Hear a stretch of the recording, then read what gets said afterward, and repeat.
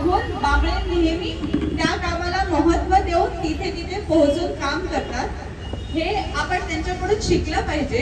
आणि ह्या अशा चावीवाल्यांनंतर चावीवाला सेक्शनचं काय होणार ही भीती आम्हालाही आहे. कारण चावीवाला हा माणूस त्या गँगचा लीडर असतो. त्यांनी जर नैराश्य दाखवलं कामाप्रती तर सगळ्यांमध्ये ते नैराश्य येऊ शकतं. पण जी तत्परता चावीवाला दाखवतो त्याचमुळे बाकीच्यांमध्ये सुद्धा ते रोवलं जातं आणि त्या कामाचं महत्त्वाच्या कामाचं निराकरण होतं, समस्या सोडवली जाते. दुसरं बांबळ्यांबद्दल सांगायचं म्हणजे की ते खूप सिनियर आहेत, खूप दिवसांपासून इथे काम करतात. पण तरी आम्ही 2 दिवसाच्या नॉलेजवर सुद्धा जे त्यांना सजेशन देतो ते एक्सेप्ट करून हा ठीक आहे आपण बघून घेऊ, नाही मी सांगतोय तसंच करा असं कधीच त्यांनी सांगितलेलं नाही. मला माहिती आहे ह्याचं सोल्युशन काय असेल, पण तरी तुम्ही ते सांगताय ते करून बघू. म्हणजे काय तर एक्सपेरिमेंट्सला ते ओपन होते. He was very good with suggestion and experiment. हे आपण कंटिन्यू केलं पाहिजे.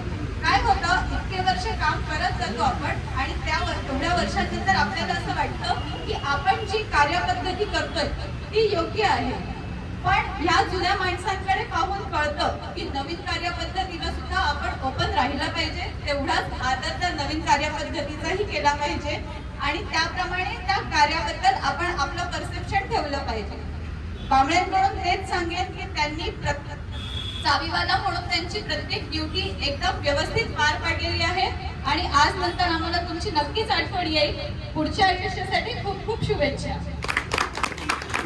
याच्यानंतर मुली मॅडम 2 शब्द सांगावं. हॅलो, आदरणीय व्यासपीठ, आजचे सत्कारमूर्ती श्री बांबळे, माझे सहकारी वर्ग तसेच सगळे कामगार बंधू आणि आलेले त्यांचे घरचे पाहुणे हे सगळ्यांचं मी स्वागत करते. सेवानिवृत्ती हा शब्द माझ्यासाठी खूप मोठा आहे. सकाळी आली तेव्हा मला थोडं दुःख होतं, पण जसं मी चौकीच्या आतमध्ये एंटर केलं तर सगळे खूप उत्साहाने सगळे काही सजवत होते, हे बॅनर लावत होते आणि तेव्हा बांबळेंचा उत्साह खूपच भारी होता. त्यामुळे ते दुःख थोडं कमी झालं. आता त्यांच्या आयुष्याची सेकंड इनिंग जसं सरांनी म्हटलं सुरू झाली आहे. त्यांनी एकदा असं झालेलं, मला एक्सपिरियन्स शेअर करायचं आहे की मी चौकीला आले ऑफिसचं काम झाल्यानंतर आणि बांबळे तिथे होते आणि कंटिन्यू 4 दिवस झाले ते इथेच होते. आणि मी त्यांना विचारलं कुठे बांबळे इतके दिवस झाले इथे बोले, हा मॅडम आजचा 4था दिवस आहे, मीच इथे आहे.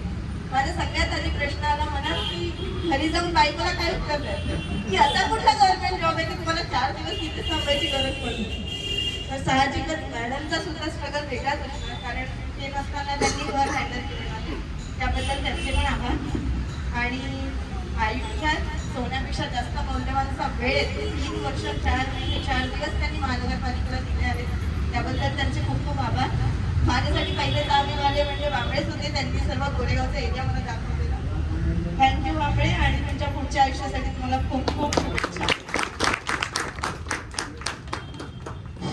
याच्यानंतर बांबळे यांचे जावई आले, त्यांना पण 2 शब्द बोलायचे.